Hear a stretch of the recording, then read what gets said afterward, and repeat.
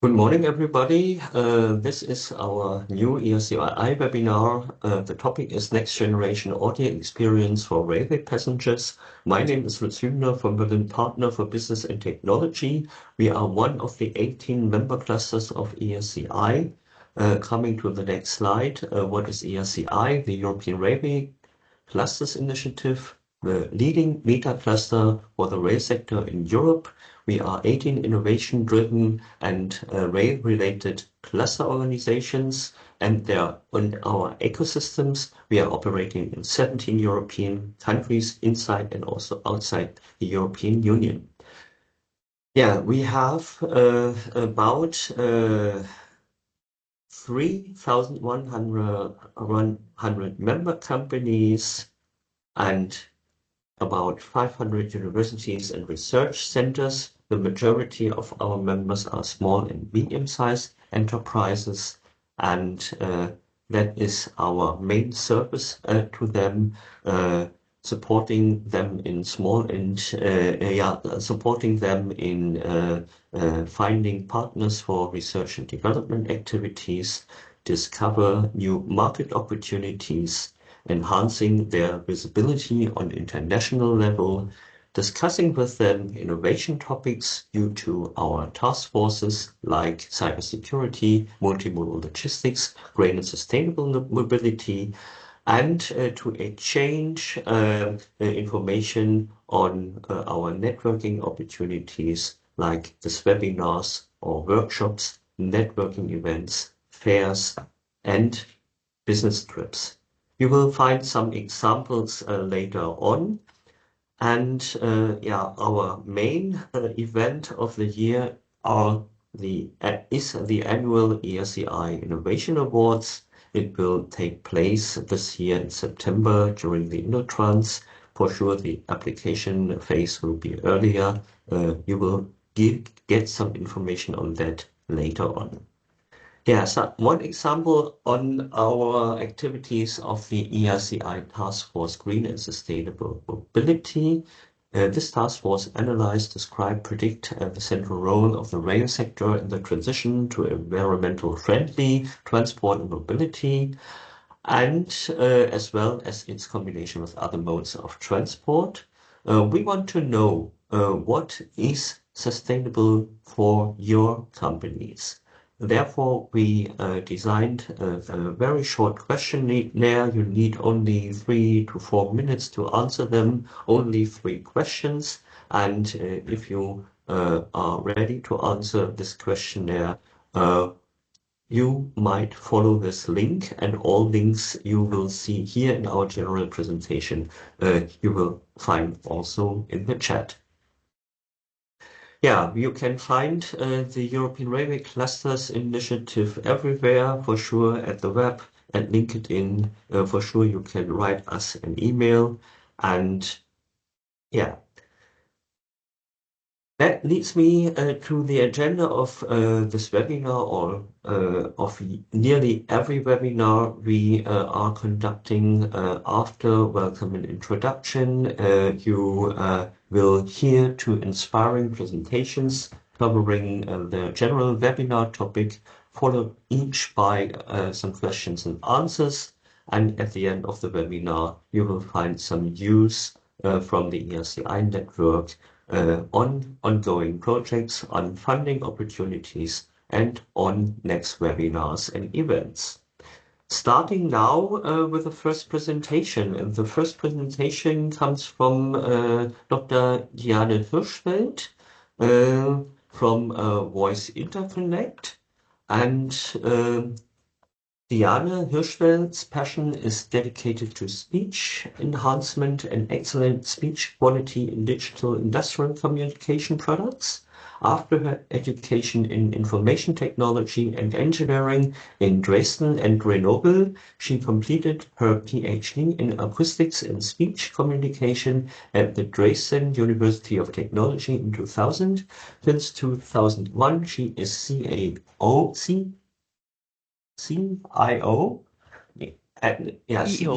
CEO, yes, and co-founder of Voice Interconnect and she is responsible for sales and business development. Diane, the floor is yours.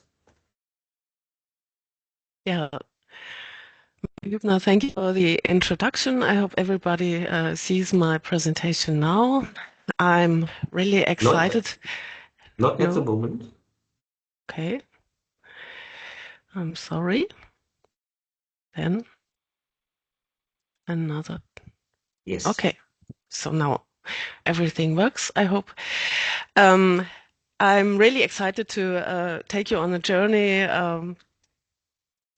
for next generation audio experience for railway passengers today.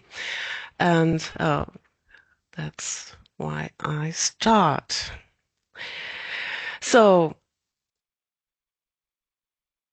in our opinion, the seat is the key to passenger comfort. And what we can find here is while passengers are traveling, they can be productive, as we can see here. They can be entertained or they can be relaxed. And so the comfort of the travel is highly related to cabin acoustics and privacy at the same time. On the other hand, the railway operators need to provide a certain service quality, and so they want to control the traveler's experience in terms of safety and predictability of the service.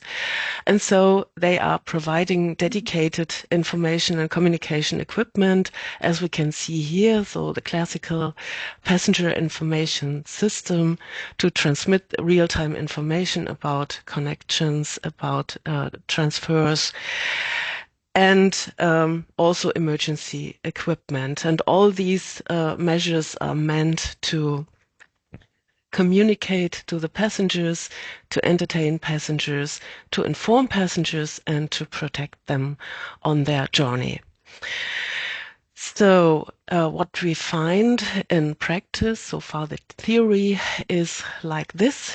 So, the current mobile and stationary equipment reflects merely operational needs and pragmatics and is selected due to technological and commercial and ergonomic feasibility. And as we all know, in railway sector, it's always about price. So the rail and trains are sometimes aged, and so the equipment is sometimes the parts are wrongly used. And so we can say, or maybe an audiophile user can say, that the current state of audio experience is like this. There is still room for improvement. So take care.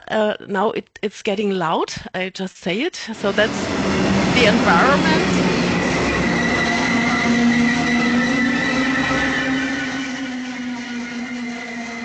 As we all know, railway is a challenging acoustics environment. We have big machines, they make noise, braking noise. We have big halls where we have reverberation, and we have crowded spaces where people are talking, are moving about, and they want to work, they want to communicate at the same time. So it's all really challenging. And this leads that maybe communication and maybe also the perception of real-time traveling information is not as well as it could be. So in reality, the audio experience, there are still limitations, and we can ask us different questions like, there is a lot of real-time passenger information based on acoustics. How is the intelligibility? It can be improved for sure to not lead to frustration. And what if this acoustics not only informs, but also becomes an experience for our passengers? How can we personalize information just to transmit only the information needed for a certain passenger? And how can we inbuild such experience into the trains, into the cabinets, to have this improved passenger experience? In our opinion, audio experience in the future should contribute to travel comfort and a high passenger satisfaction. And how we can do this, I want to discuss in the next slides. So this sounds good for you? Okay, then let's have a deeper look on it. We call this a sound design. That's an approach to have a user-centric approach, a holistic approach over the whole system, over the whole transmission chain of information to improve things. And transmission of sound begins at the sound capturing, then the sound is processed, speech is enhanced in order to better transmit the information and to improve intelligibility. Then it's transmitted over channels, and before it's playbacked, it's played back to the passenger.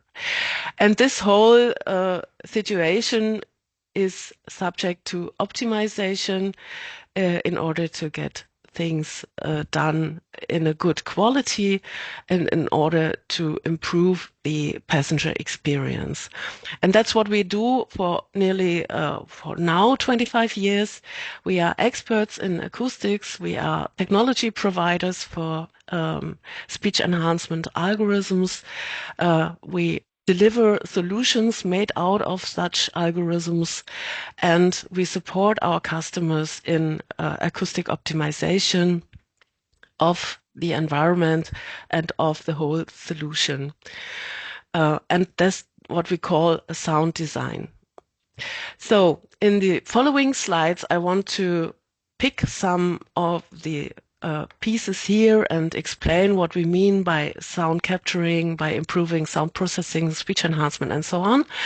And afterwards, it's just a very short overview, and afterwards I go into more detail related to sound capturing, because I know that we have another presentator today who is taking care on sound playback.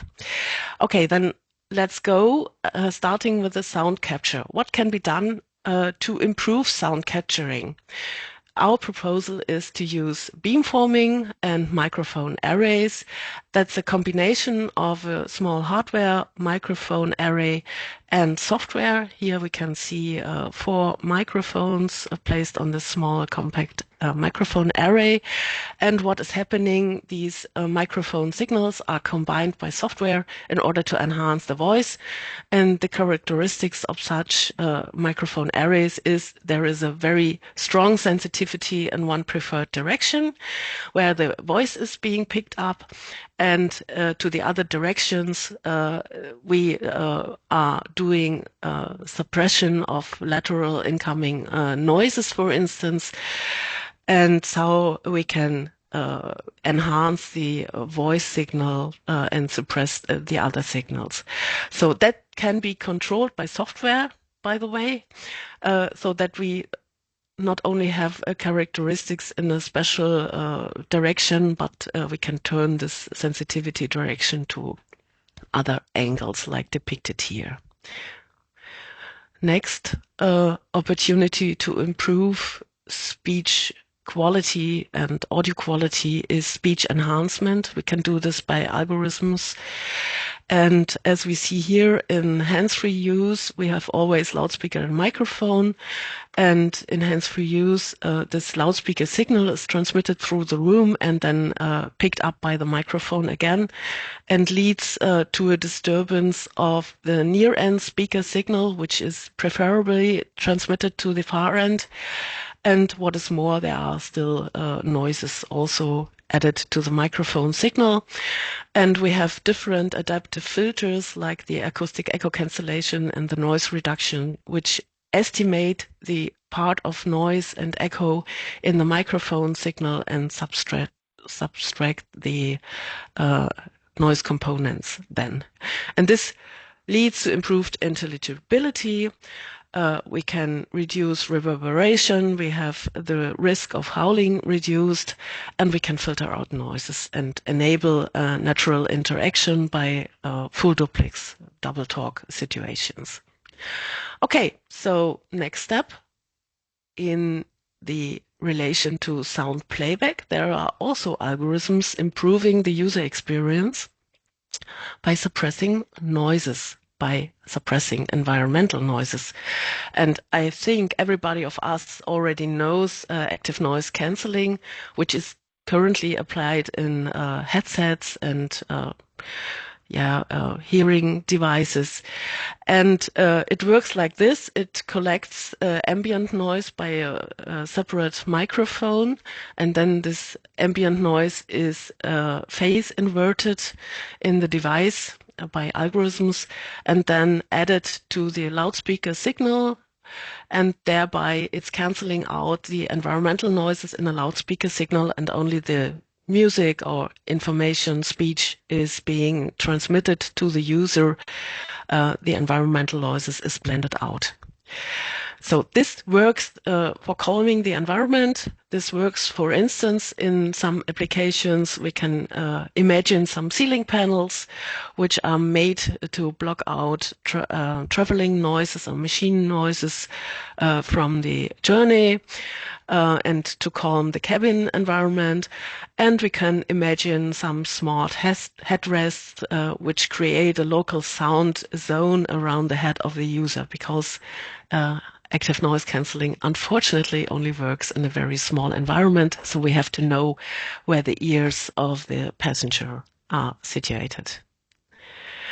Okay, and the final step we can do in the whole loop that I've shown you earlier is to optimize, and that's what we do as a service, for instance, for passengers, or when we create some digital environments to develop our algorithms or improve our algorithms for a certain application. We are collecting multi-channel recordings from real-time or real-world environments and create a kind of conserve of a situation or a car, maybe a cabin. That's a kind of digital twin, if you like. And this digital twin is used to develop audio signals. We have an optimization loop which can be carried out over and over. We have objective metrics for measuring performance, and this is quite feasible and quite easy. And if the algorithm is developed, then it will be implemented in hardware. It will be integrated in the application. And so a final optimization, a final validation only takes place with our mobile measurement equipment. And we are doing some fine tuning of parameters in order to make this real world solution work in practice. And as we can see, such kind of development process or optimization process has a high quality. It can be used to reduce risks, and it's also not so. It can reduce effort in the whole development process as well. So now I want to come a little bit more in detail to the sound capturing process, and I've picked microphones. I've picked real microphones from real situations where I want to go in more detail to present you the advantages and drawbacks of the different approaches before I come to our solution. So what we all know are gooseneck microphones. They are very valuable in noise reduction because they can be drawn to the mouth of the user. He can directly speak in, and they have a good noise filtering characteristics. On the other hand, they are sometimes impractical. They have only a limited range because they are noise filtering. You have to speak quite nearly. So they have a limited range. They are always in the way because of the gooseneck, as you can see here. And if they are improperly adjusted, they do not work at all. So maybe they can also lead to bad audio quality. And because of this gooseneck, they have only a limited lifespan and maybe are subject to vandalism.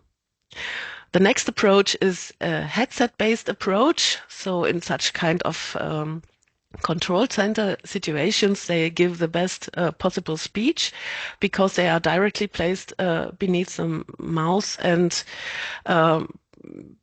therefore they really deliver a good speech signal. But you know, the ergonomics, people have these headset on all day long. It's an ergonomic factor. It's fatiguing in a way. And then sometimes there is also a crosstalk from a neighbor, and because of the cable length, the movement space of the person carrying a headset is limited. And the final classical approach is a electret condenser microphone. We all know them from different applications. Here we have inbuilt one in such emergency call device. They can be installed invisibly. They collect the whole environment because of this inbuilt situation. They are omnidirectional, and therefore they have an extended range. But this unfortunately also leads to pickup of environmental noises, which are overlaid to speech, as I already explained earlier. And they variable speaker distances also lead to difficult quality sometimes, because we have big speakers, we have small speakers, which are nearer or far away from the microphone.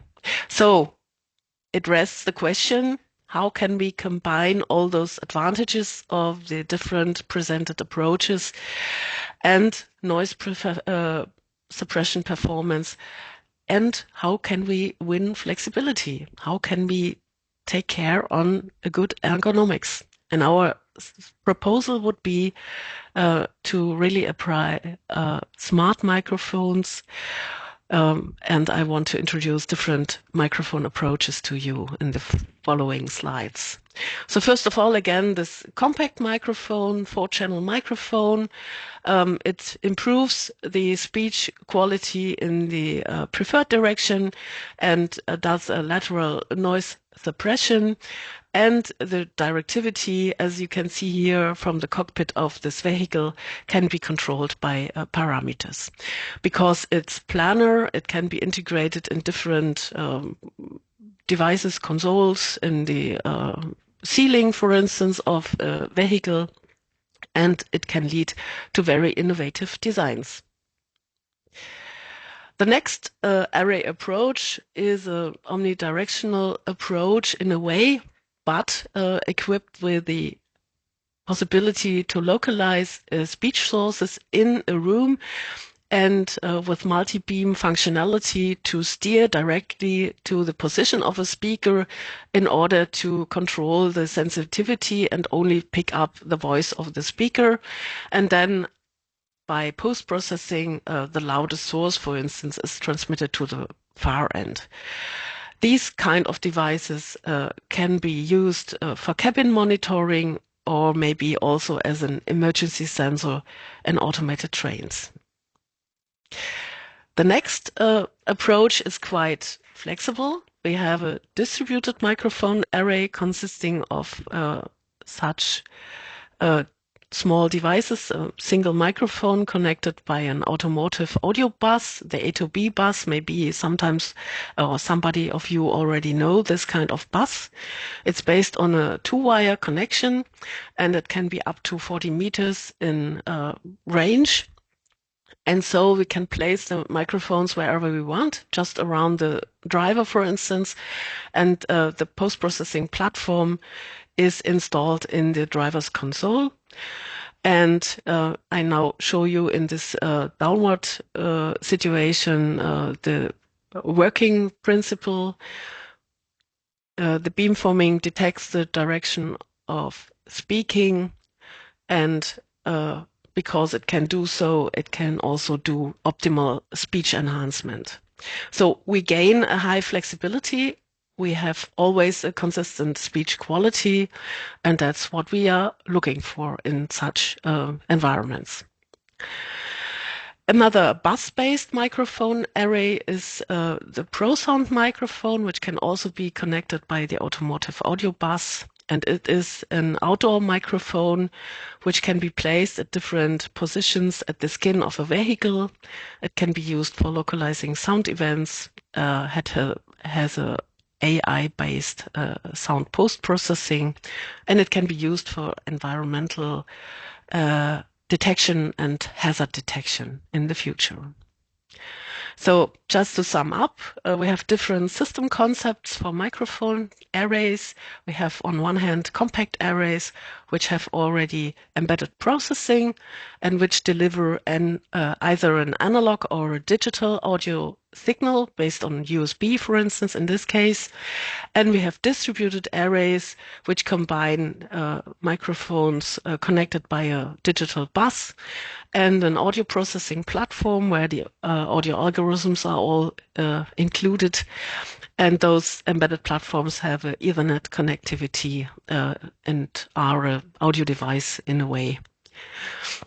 Okay, so smart microphones are a good solution, in my opinion. They deliver high performance in noise filtering. They are easy to integrate because they are visually unobtrusive and vandal-proof.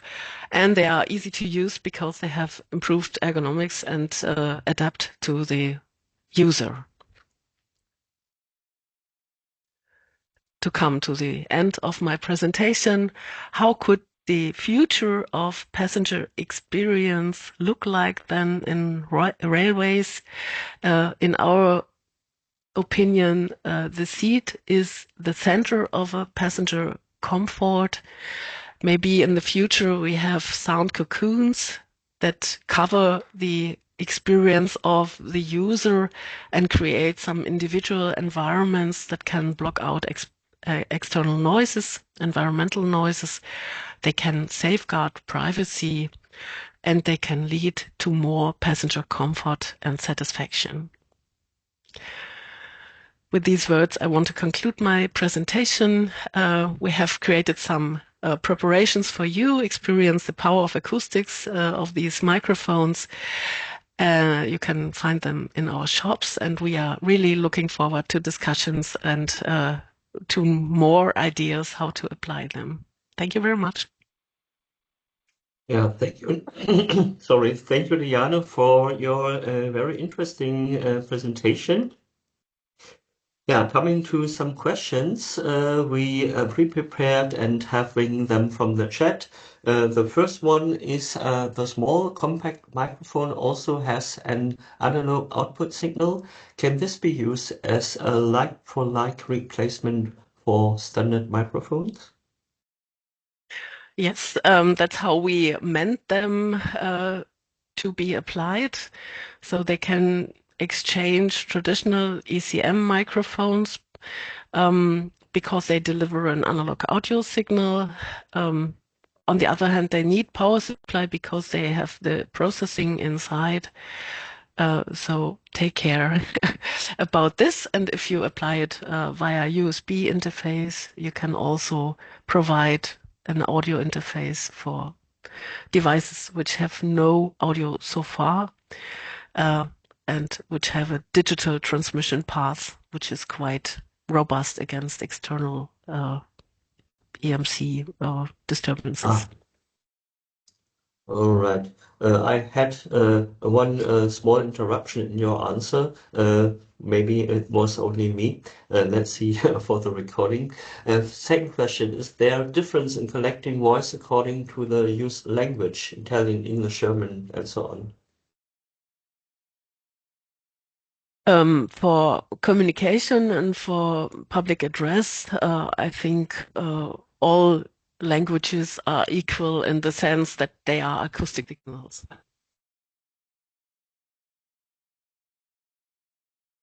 Just a question of post-processing maybe, and even there we have technologies which are processing different languages at the same time. Yeah.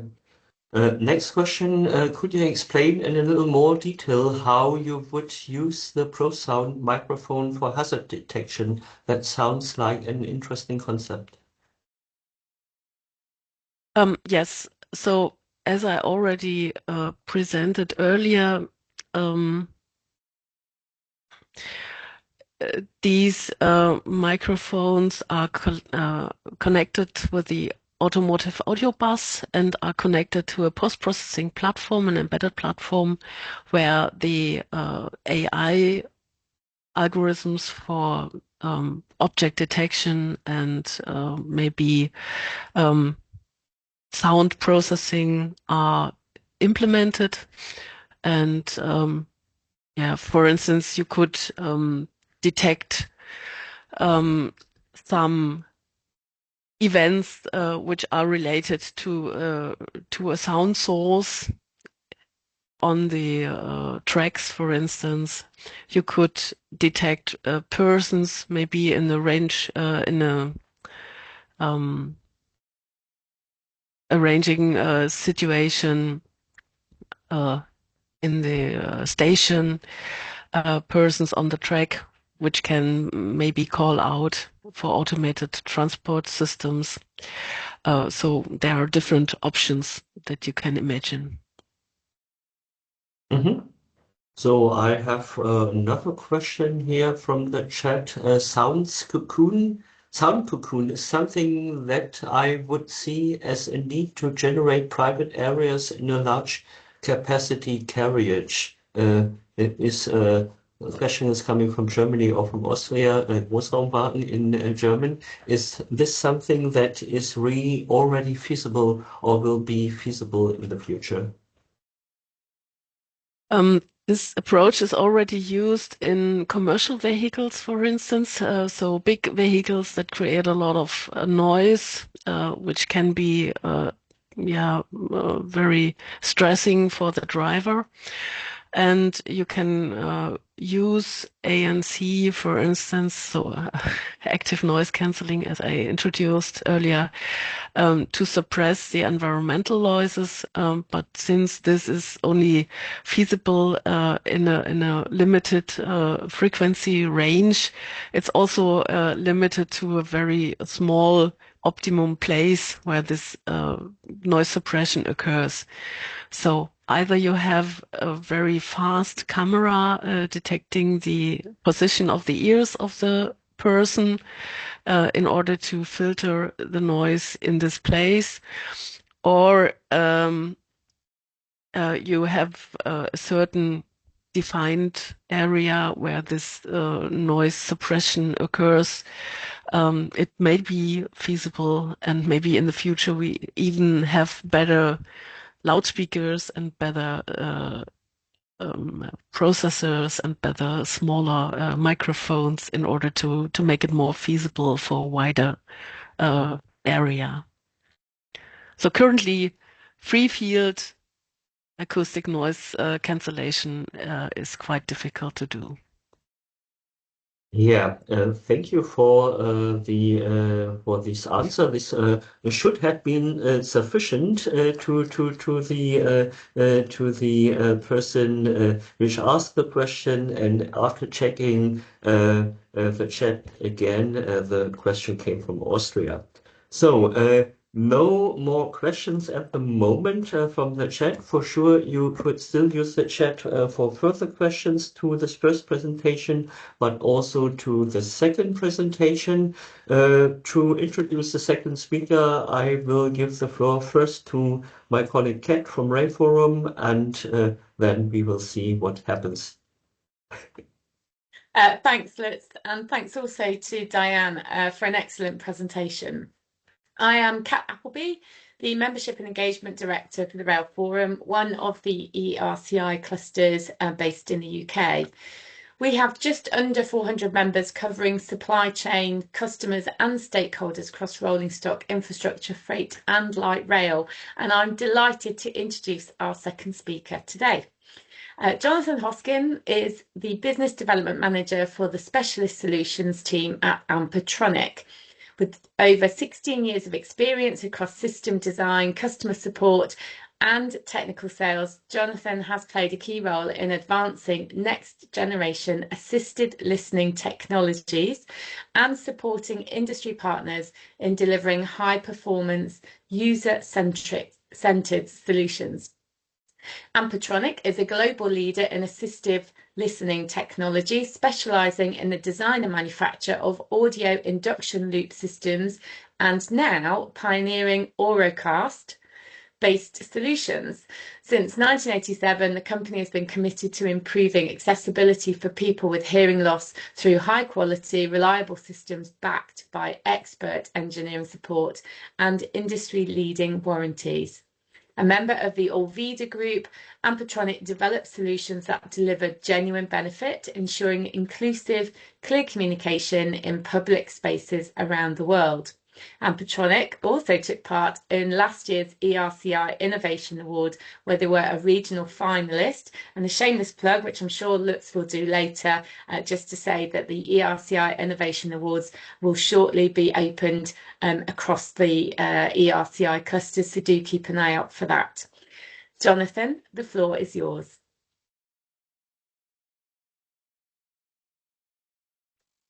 Thank you, Kat. Sorry, I had some problems with my microphone there. So today I'm going to be presenting to you a new technology, which is called Auracast, and our solution Auri. So as Kat mentioned, we're part of a wider group, and we've developed this alongside our partners, Listen Technologies. The title of my presentation today is Audio for All and the Future of Assistive Listening.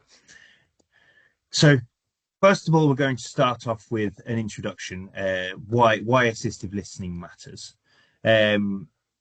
So before I get started, I guess I'll thank everyone for joining, but we're going to talk about broadcast audio and how we can enhance accessibility on vehicles, without replacing incumbent technology. Our goal is to have a practical, high-level view that you can act on. So, why assistive listening matters? Transport is noisy, it's dynamic, and even with excellent public address systems, clarity can suffer with engine noise and with distance. Assistive listening provides a direct, intelligible path for critical information to improve confidence, to improve safety of the passengers that require audio assistance. So before I move on to the technology side of things, it's important to set the scene with regards to how people with hearing impairment are typically treated with a solution. So initially, when someone has a hearing impairment, they're typically treated with a hearing aid as part of the solution. And most hearing aids work in the same operational principle. There's a small microphone placed behind the ear. It's typically optimized for the user's specific hearing loss. So the frequency response of the microphone of the hearing aid will be tailored to the specific frequency losses that the user has. And then it will be amplified by a speaker in the ear canal. There are lots of different types of hearing aids, different shapes and sizes. There are even ones that rather than amplifying via a microphone will directly stimulate the auditory nerve. But they all work in more or less the same operational principle. And the majority of them feature a telecoil for use with induction-based systems. Now, if the hearing aid is set up to overcome someone's hearing loss, why do we need assistive listening? Well, hearing aids or cochlear implants provide a really big improvement, but they're still only at their most effective over short distances. Studies have found that typically about 1.8 meters, which is around about 6 feet, for anyone that uses imperial measurements, are their most effective distance. So over longer distances or in environments where there's background noise, ambient noise, the hearing aid can find it very difficult to distinguish background from the noise we want to listen to. And that can often manifest itself as a cognitive issue. Typically someone without hearing loss can distinguish between background noise and the noise they want to listen to. It's often referred to as the cocktail party effect. often a hearing aid doesn't give the user that capability, and it's very difficult for you to single out the noise that you want to listen to. So assistive listening devices, they take sound directly from an audio system, in this case a public transport passenger information system, and they transfer it directly to the hearing aid itself. So it cuts out any background noise. It uses the hearing aid's inbuilt frequency response correction to tailor the audio for the person's specific needs, and it gives you the effect as if the person is stood right next to the person talking.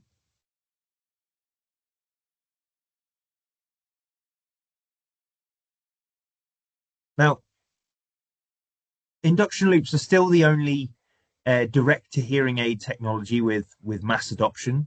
However, market projections state that by 2028, 80% of new consumer devices will be Auracast compliant. So widespread adoption is not far away. However, hybrid solutions should be considered in the interim period, mainly because there will be a period of time where users will need to upgrade to newer models and things along those lines, and we don't want to leave any users behind. So we work very closely with the Bluetooth Special Interest Group, and quote here from one of the members of the Bluetooth Special Interest Group states that Auracast and assistive listening solutions, existing assistive listening solutions, will coexist for some time still. Now, what Auracast, I hear some of you saying. So now we're going to introduce Auracast. So LE Audio has been in development since 2013. It's a collaboration between hearing aid manufacturers and the Bluetooth Special Interest Group. It's the first time Bluetooth has supported broadcast audio, which unlocks a range of new use cases, including wide area public assistive listening. It's true broadcast. It's one transmitter to an unlimited number of receivers. And most importantly, there's no pairing or response needed from a receiving device. I would liken it to perhaps tuning into some digital radio, for example. It supports fully open or encrypted audio channels, mono, stereo, or multi-channel. And it also includes a range of metadata flags that have potential to further increase the features and use cases in the future.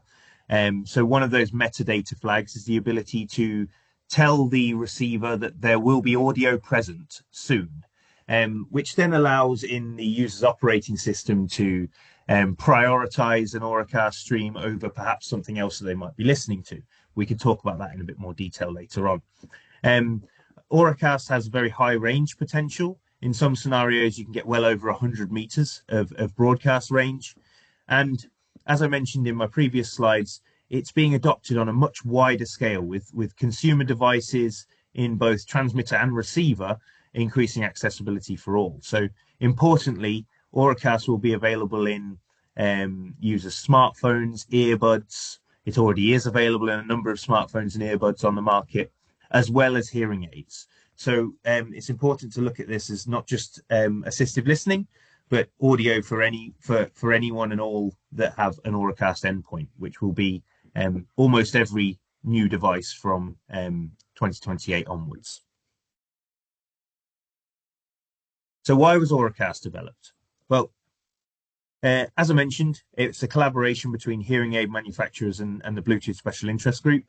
Initially, it was designed to reduce power consumption, improve audio quality for the same data rate, and also reduce latency, which is all critical things for people with hearing loss. And Auracast in 2022 was ratified as a standard, which allows for those previous benefits that I mentioned in the previous slide: one-to-many broadcast, as well as a traditional paired connection where necessary. So what makes it different from Bluetooth Classic? As I mentioned, this is true broadcast. Classic versions of Bluetooth only allow for a one-to-one pairing. Typically, in the assistive listening scenario, this would be a hearing aid to your mobile device, or in a non-assistive listening scenario, a set of earbuds or headphones to your mobile device. It can introduce latency It also can introduce increased power consumption, and it limits the transmission to only one user at a time, which limits its use cases. Auracast is different. Auracast is an operating system feature on most new smartphones. It's very important to note that there is no proprietary app required. It's typically a native functionality on most new devices.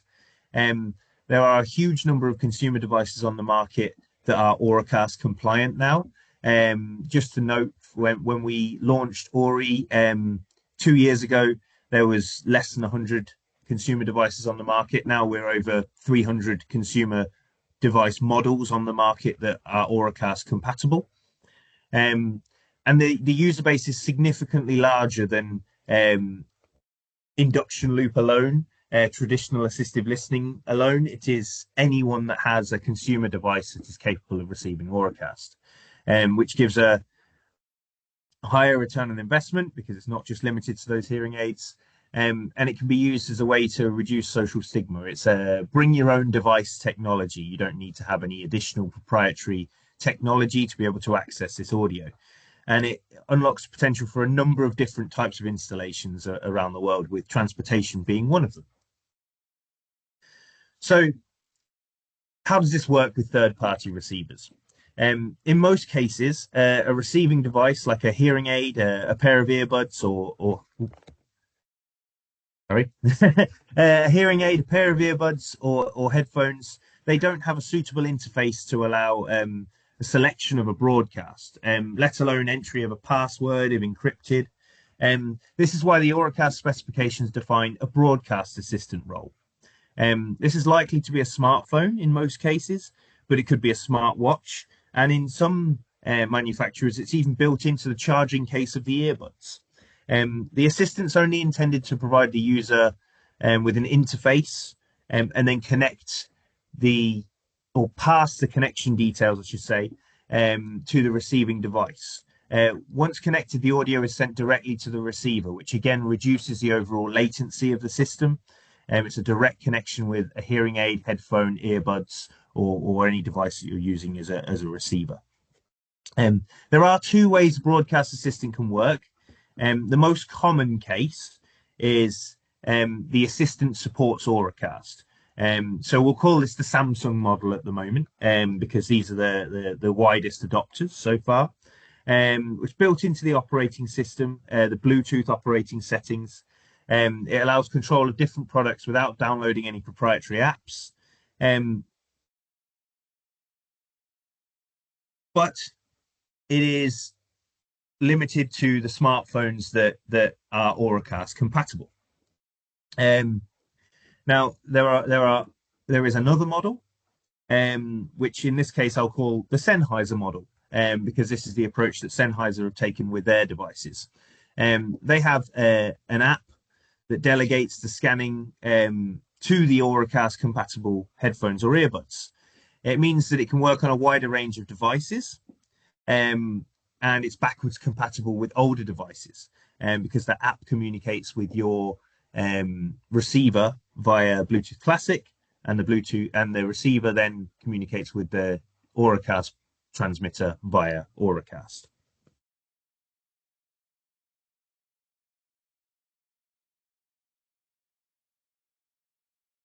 So I wanted to highlight the difference, obviously, between traditional assistive listening, which is an induction loop, and Auracast, and also highlight that there should be a balanced approach to offering assistive listening. Some passengers depend on telecoils today. Others will prefer a digital choice via Auracast. And the right answer is coexistence. There are a huge number of hearing aids on the market currently that have telecoil functionality. But in the not too distant future, as I mentioned in my earlier slides, market projections state that by 2028, 80% of new devices will be Auracast compliant. We're not far away from widespread adoption in Auracast. But adopting a hybrid approach like this offers the widest accessibility coverage and a smoother path to evolve and future-proof over time. And as I mentioned earlier, members of the Bluetooth SIG are stating that coexistence of the two will be required for a little while yet. So our solution for Auracast transmission, Auracast broadcast, is called Auri.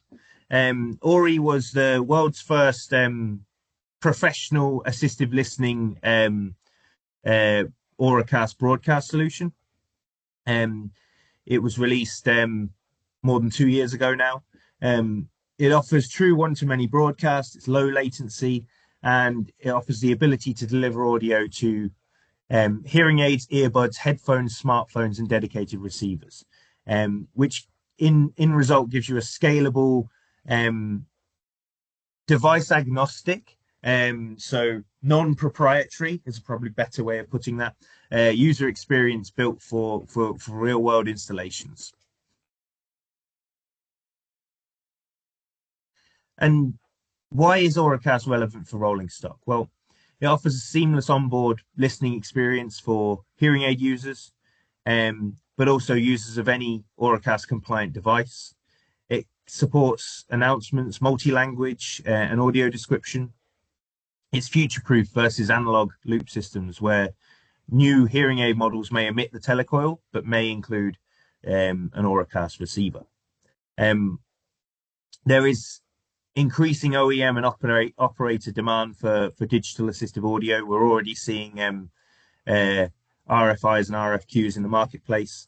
Very importantly, because it uses a different transmission protocol, it can coexist with induction loop systems where mandated, and it enables consistency when installed across fleets.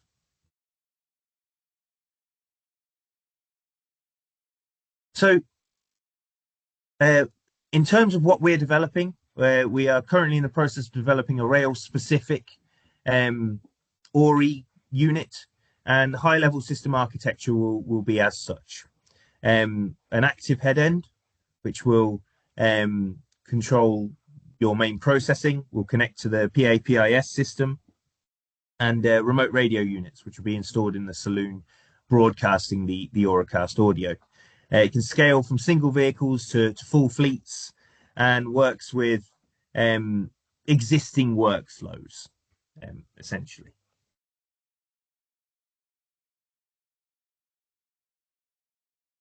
Now, we already have a number of pilot studies and case studies from where we've installed Auri solutions.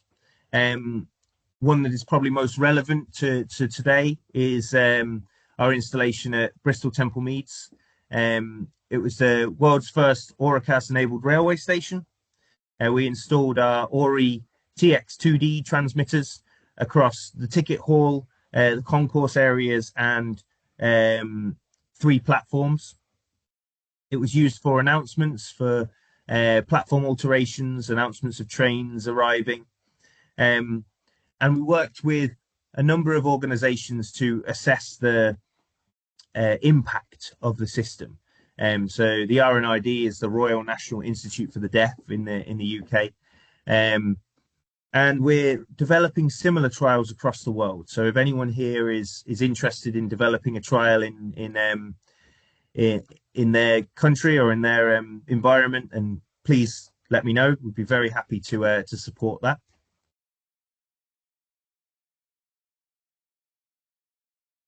So, is Auracast the future? Well, Auracast is a relatively new technology standard, and it is being adopted by all major manufacturers. As I mentioned at the beginning of this presentation, we are a member of the Bluetooth Special Interest Group, and that Bluetooth Special Interest Group has a number of major players across the consumer and the assistive listening marketplace. So, for example, Google, Samsung, and major hearing aid manufacturers such as GN Resound are all members of this group, and we're all working towards the improvement and the development of the Auracast standard. It's a live standard. It is constantly evolving.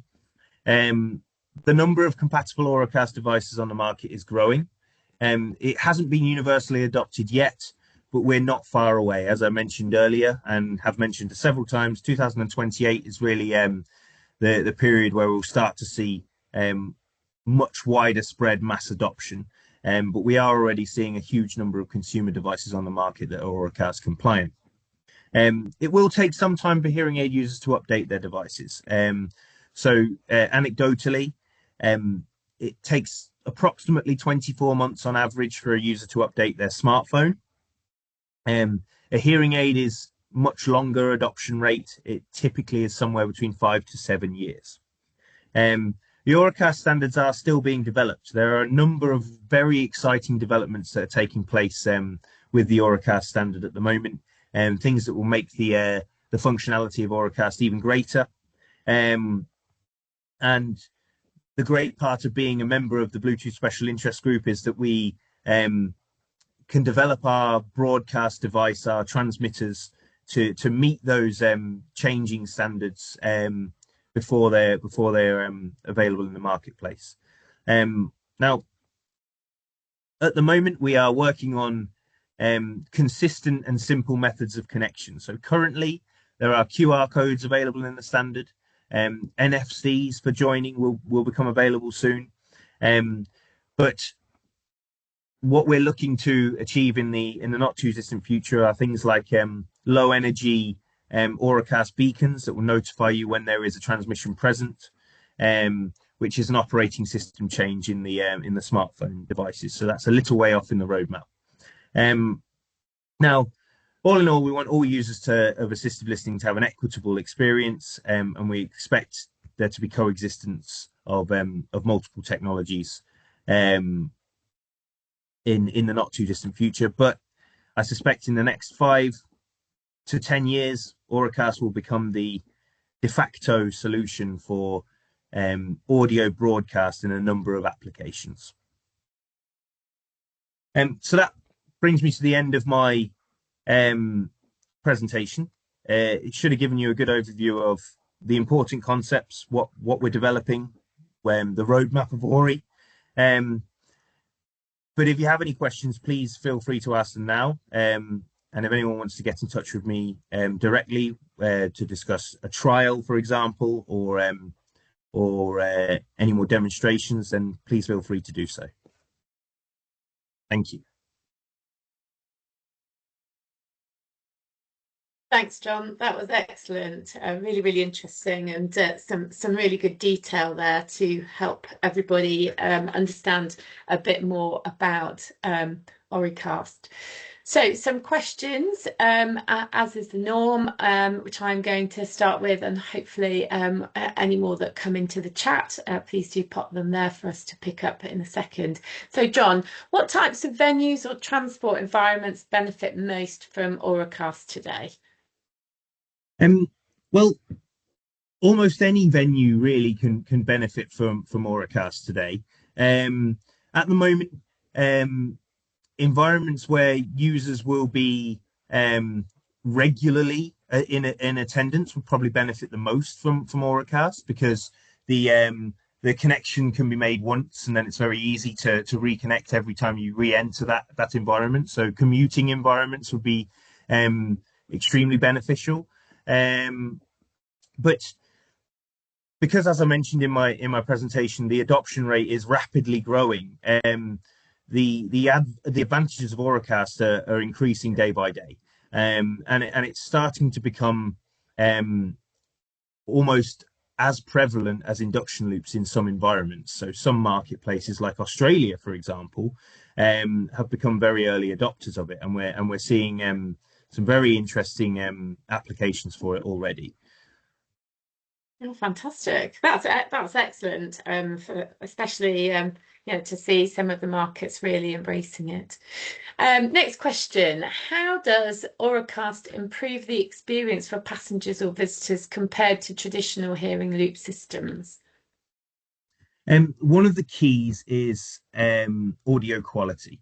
Traditional hearing loop systems are quite band limited, and what I mean by band limited is that they work across a very small section of frequencies. So Typically, a hearing loop will work from 100 hertz to 5 kilohertz, and our hearing range often ranges from 20 hertz to 20 kilohertz. So you can sort of see how it's a much more truncated frequency range. So the quality is not quite as high. Hearing loops are designed for speech intelligibility, whereas Auracast can provide high fidelity audio. It can provide stereo. We can also allow users to bring their own device, which I think is very, very important. So those that perhaps don't have assistive listening requirements, but perhaps have neurodiverse conditions, for example, can use their own devices to access clear audio free from any distracting background noise without having any social stigma to go and ask someone to repeat it or ask for a very specialized receiver to be able to receive the information. Right. Yeah, I think the kind of the cost implications to the individual is quite clear there. I think that's really good that they can use existing devices. Next question. A compatible hearing device should be equipped with BT interface. Does this influence size or weight of the devices, or are more and more devices transferred to BT connectivity anyway? So the majority of hearing aids nowadays are provided with a Bluetooth interface.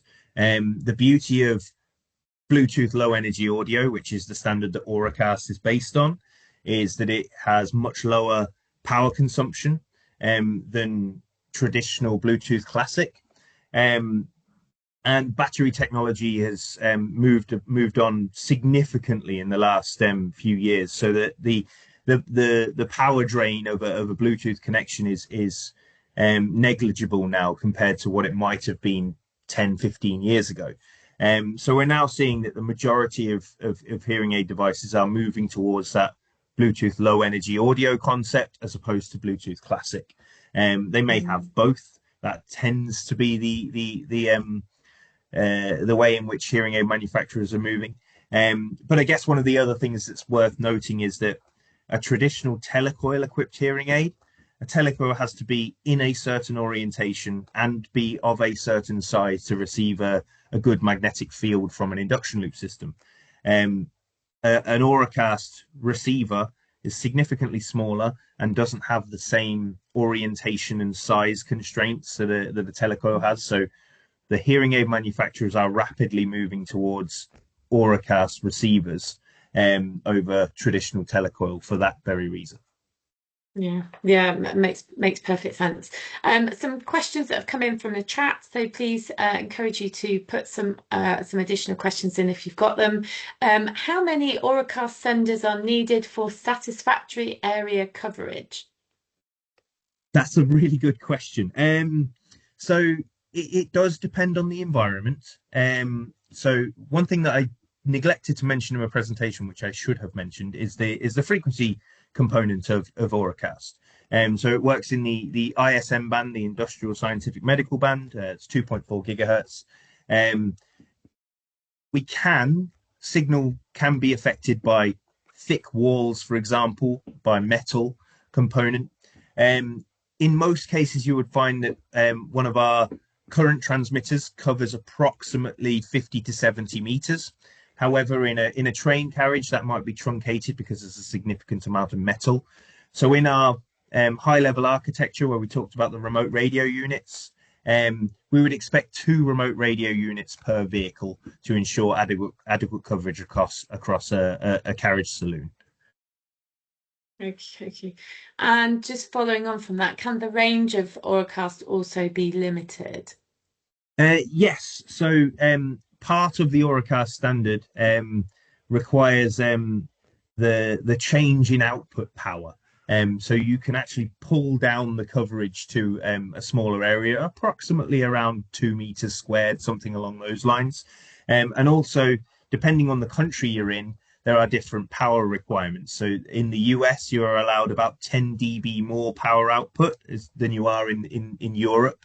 So that ability to change the power output is inherent in the standard to both change coverage and also be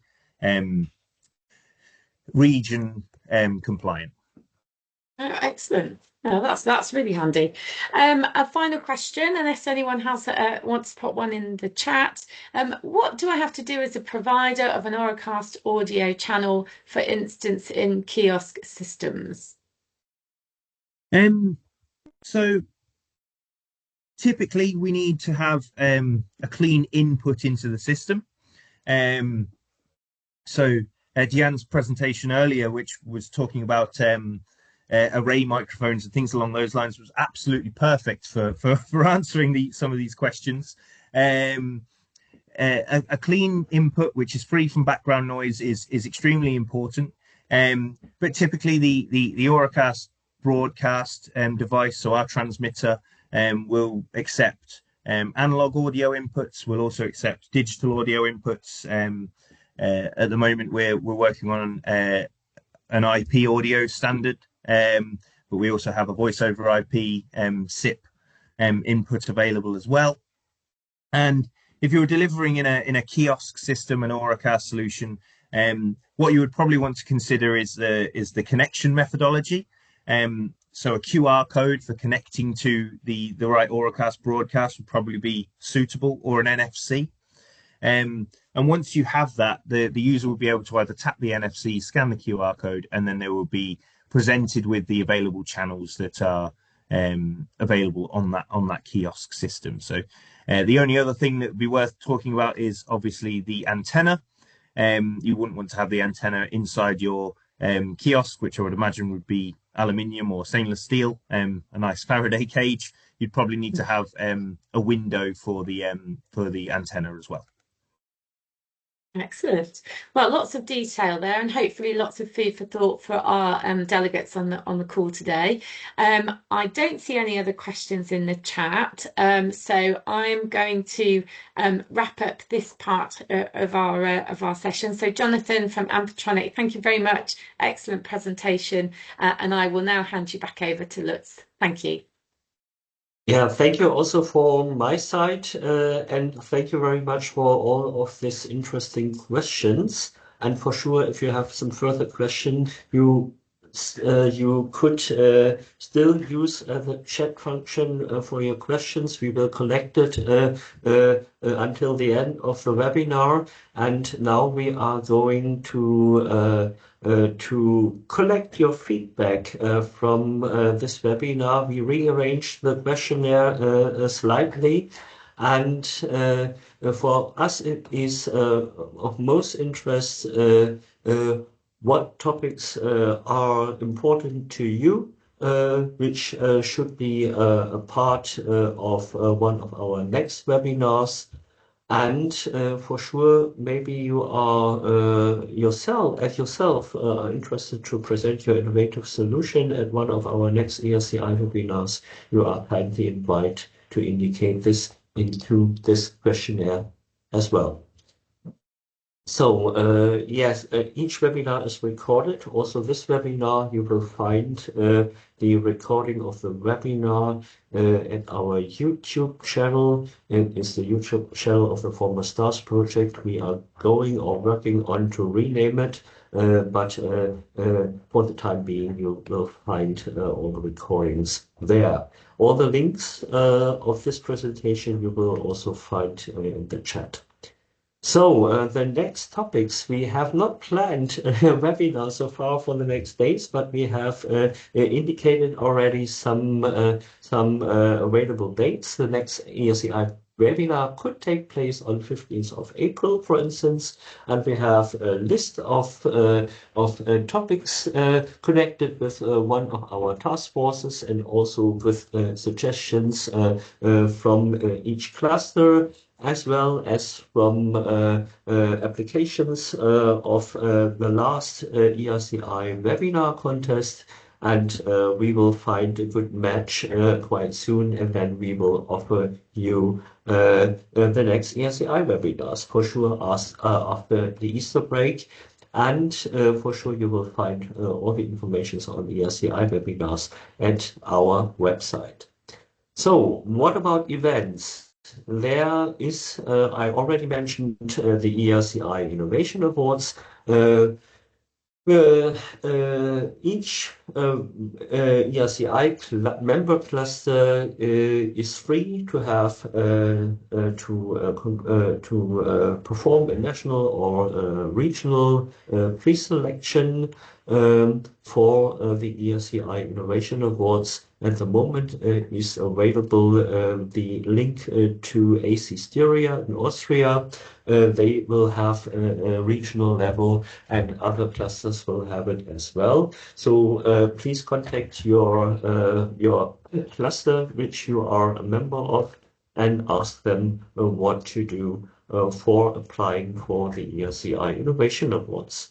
At the second stage, each of the 18 ERCI member clusters might nominate up to 3 applications for the European contest. So in total, we have a maximum 54 applications. And then an international jury, each ERCI cluster might also nominate 1 jury member, is evaluating all the applications. And in the end, we have 3 prizes. We have the best large enterprise, the best small medium-sized enterprise, and the coup de coeur special prize of the jury. The awarding ceremony will take place during the InnoTrans at one of these dates from 22nd to 25th of September. It could be the 23rd of September due to our latest information, and you will find some more details around the contest at the ERCI webpage. So we have some activities also to announce. There is one ERCI collaborative development workshop and the possibility to participate at the UK Rail 2026 conference taking place in Birmingham mid of May. You might register for these two events.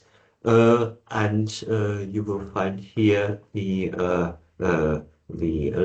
respective links to doing so. More details you'll find on the ERCI webpage, and the opportunities is to participate in both events and for sure to meet the members from ERCI member clusters, especially of BRIC in Birmingham and Rail Forum. And yes, it might be an interesting opportunity to gain new contacts. So the next one is the railway interchange. ERCI will have a joint booth there, and there is still the possibility to be part of the ERCI booth. If you want to gain some more information about that, please send an email to Anne Dombrove. She is organizing it. She is member of the staff of Rail S, and she makes all the organizational issues for this ERCI joint booth during the railway interchange. Will take place from the 2nd to the 4th of June in Omaha, Nebraska. So, and the next is the Tracks Rail Day 2 weeks later in Toronto, Ontario. And there are 2 possibilities exhibiting at the ERCI joint booth. There's also a joint booth available, and being a delegate of our ERCI business mission to Ontario, to Toronto especially. And there is still possible to take the last opportunity to participate. Anne Dombrove is again the contact person, and if you want to know some more information about that, please follow our website or send a mail to Anne directly. So then we will come to some information, some basic information on funding opportunities. The first is the current call for proposals of the Europe's Rail Joint Undertaking. The deadline of these 2 topics will be the 7th of May. And if you are interested to take part in one of these proposals, please send a message to us. We will try to find a right consortium for you. In any time for European project, it is first important to find a good coordinator. If you are happy to be a coordinator, please let us know as well. And both are research and innovation activities. That means funding rate, very good funding rate, up to 100% of the direct costs. So then Horizon Europe, we will find some related topics in different clusters of Horizon Europe as well. For instance, in cluster 3, 5, 6. And also for some missions and other programs. There are some links to some working programs in this slide, which you might investigate in order to find one or two or more interesting topics. We have already identified 3 topics that might be of interest also to the railway sector. They are listed also at the slide. The first one is this two-stage approach. The deadline is very soon already, and maybe the 2 other topics might be also of interest to you. You might simply put this identifier into your machine, into your searching machine, and then you will find some more information on that. There will also provide some info days on different clusters of Horizon Europe. You will find the collection of upcoming info days by following this link, and you will find all of the links in the chat as well. So for projects, I have to hand over to my colleague Guido from TTEC Fair, and he is in charge of presenting the projects. We have 2 projects to be presented. Guido, your floor. Thank you very much, Lutz. I will present quickly 2 projects where ERCI is involved. The first is LEADER 2030, which is working on the resilience of European supply chain for raw material in the railway sector. And the consortium is composed by 4 partners, and the coordinator is ERCI. The project will end at the end of March 2026, so at the end of this month. And in April, we will have the final event. But in the meantime, you can see already the result of this work, and also the list of recommendations. Maybe next slide. No, okay. The recommendation from an industrial and a policy way that we have collected during this 3 years project. And you are invited certainly to look at them, and if you have some comments, we will be glad to collect some of your feedback. The second project. Maybe it's interesting to note that there will for sure be a final event on this project, and it will be in the week or nearly after Easter. And you might follow the information of the project to find out when the final event will take place. Yes, and it will be in the European Parliament in Brussels. So the second project is called Idealist, which aim at helping SMEs in adopting advanced technologies in a free ecosystem, aerospace and defense, energy-intensive industries, and mobility, transportation, and automotive. In this project, which will end at the end of November, next slide, We are doing two big activities, at least two that I would like to share with you. The first one is I Can Match. We are at number 4, where the topic is manufacturing industries. And we have already collected 8 challenges coming from different industry from the ecosystem.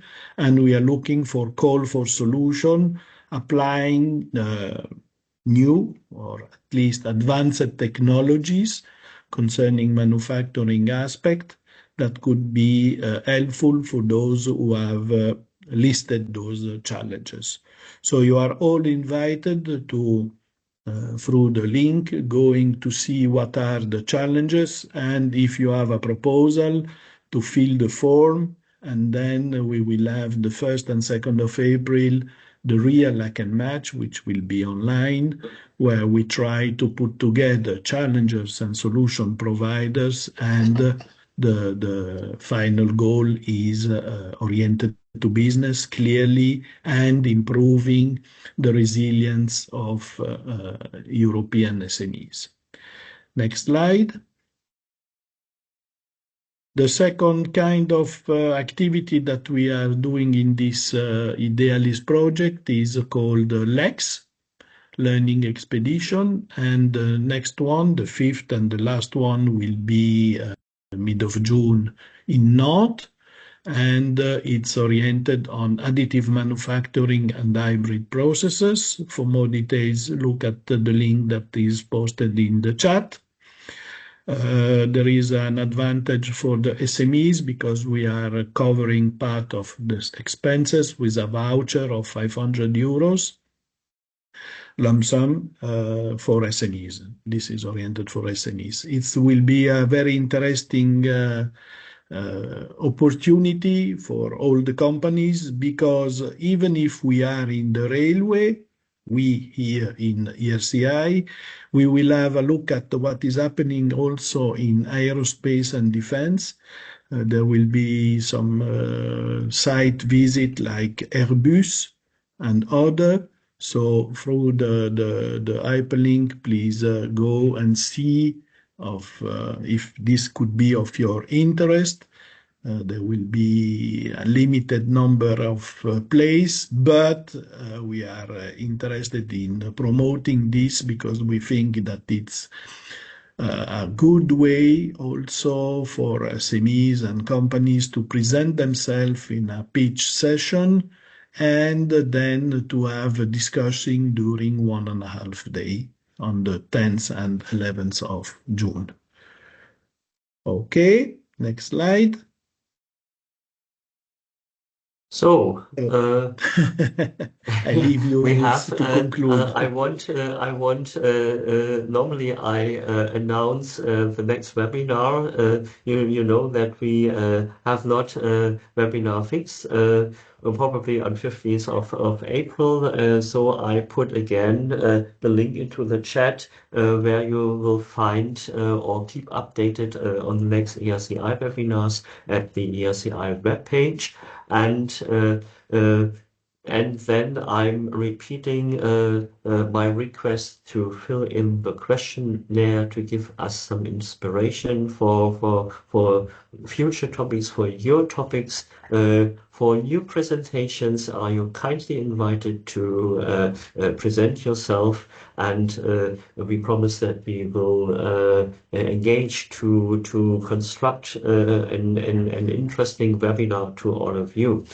So, as I observed the chat in the meanwhile, and there were no further questions regarding these two presentations. As we have some minutes left, I kindly ask you to raise your hand if there are open questions to the presenters.